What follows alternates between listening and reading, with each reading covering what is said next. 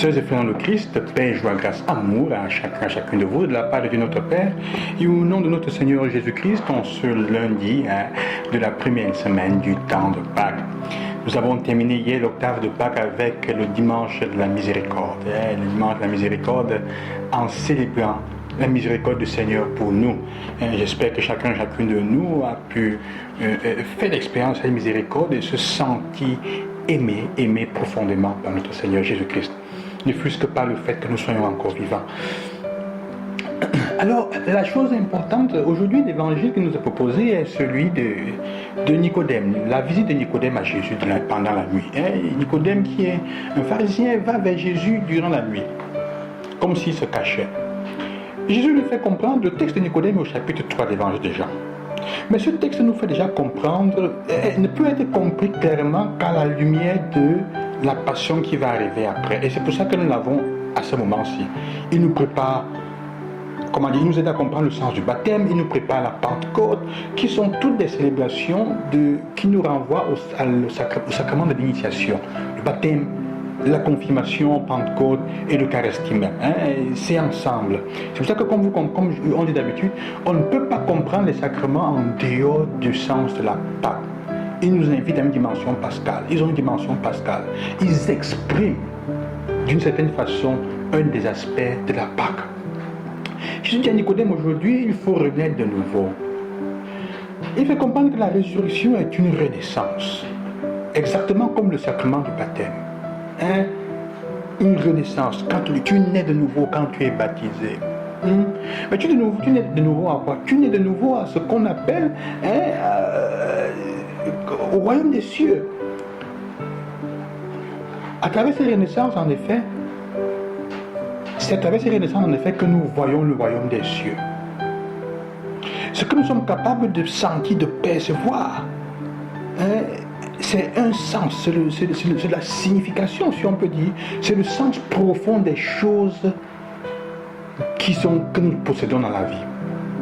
C'est ça la renaissance. Renaître, un renouveau, un renouvellement, dans le renouveau. Le renouveau charismatique, ça vient aussi de là. Alors, le baptême, il nous fait vivre la renaissance. La résurrection est une renaissance. C'est déjà l'expérience de la résurrection quand on est baptisé.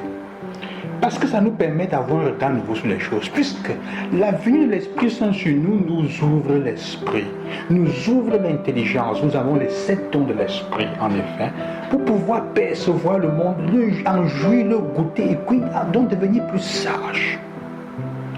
Le royaume des cieux, le règne des cieux, il dit, si tu n'es pas de nouveau, si tu n'es pas, tu n'entreras pas dans le royaume des cieux. Et nous savons bien un des passages de la parole qui dit, le royaume des cieux est paix, joie, grâce, amour, consolation. Tu ne peux pas jouir de cette dimension. Déjà maintenant, si tu n'as pas l'Esprit Saint qui t'ouvre. Si dans la souffrance, dans la difficulté, tu n'as pas l'Esprit du Seigneur en toi, l'Esprit de Jésus qui te fasse renaître, tu ne peux pas trouver le moyen de jouir de ces choses, de voir le royaume des cieux même dans les difficultés. Alors, nous comprenons donc que ce qui est important, c'est cette capacité de jouir et de récupérer la dimension de notre baptême et surtout la dimension de l'Esprit Saint. Ça nous renvoie à la première lecture. La première lecture continue à nous présenter Pierre et Jean qui rentrent avec les apôtres après avoir été arrêtés et menacés, et ils font une prière qui est fantastique. C'est une prière que je propose. Allez prendre la première lecture des Actes des Apôtres. C'est une prière qui est fantastique parce que c'est une prière qui est faite après avoir vécu la persécution. Alors le risque c'est quoi? Le risque c'est qu'on se décourage, on ait peur, malgré qu'ils aient dit, nous ne pouvons pas nous arrêter d'empêcher de raconter, de dire ce que nous avons entendu et vu. Nous préférons obéir à Dieu. Mais rentrer, le contre-coup peut être fort. Alors qu'est-ce qu'ils font? La communauté avec laquelle ils rentrent après avoir été menacés, prie avec eux. Et fait une prière très belle. Et le texte nous dit qu'à la fin de cette prière, l'Esprit Saint descend sur eux et ils n'avaient plus peur. Ils continuent à annoncer avec une double joie. En effet, ils seront arrêtés encore après Pierre, Paul. Et cette fois, on va les fesser copieusement. Mais La prière les aide à percevoir, à sentir le courage, la force de continuer à annoncer le Seigneur et de percevoir le sens vrai des choses. Sœurs et frères, ce texte nous fait comprendre combien, dans la persécution, dans la difficulté, il y a une opportunité. L'opportunité que la prière nous permet d'avoir une effusion de l'Esprit Saint. Toute situation de souffrance est une opportunité d'effusion de l'Esprit Saint. Ce n'est pas seulement lié et fait pour ceux qui sont formellement membres du renouveau charismatique. Dans la souffrance, si ta prière est vraie, tu mets tout ton cœur, comme cette prière qui est faite, et c'est une prière de confiance en Dieu, c'est une prière d'abandon, et une prière de demande d'aide, tu vas avoir l'effusion de l'Esprit qui va te donner le courage et t'ouvrir les yeux pour que tu puisses percevoir dans le monde la présence du royaume des cieux qui est paix, joie, grâce, amour, confiance, abandon et miséricorde. C'est ce que je vous souhaite.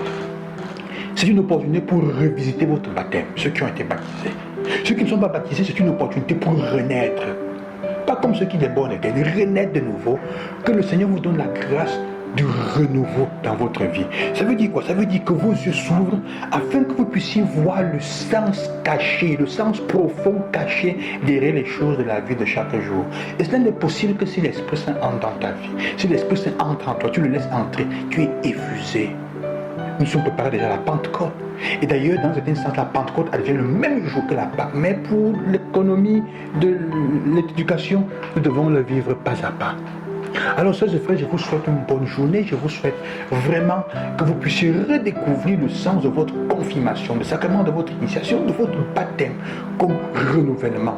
Là, dans le baptême est déjà présent la Pâque, la résurrection, dans tous les sacrements, comme renaissance. Toi, tu es rené à quoi? Tu es rené comme quoi? Depuis que tu es rené, qu'est-ce qui a changé dans ta vie? C'est l'opportunité maintenant de mettre en valeur le baptême que tu as reçu pour renaître. Que la renaissance porte fruit. À demain. Bonne semaine. Je vous bénis au nom du Seigneur, au nom du ressuscité.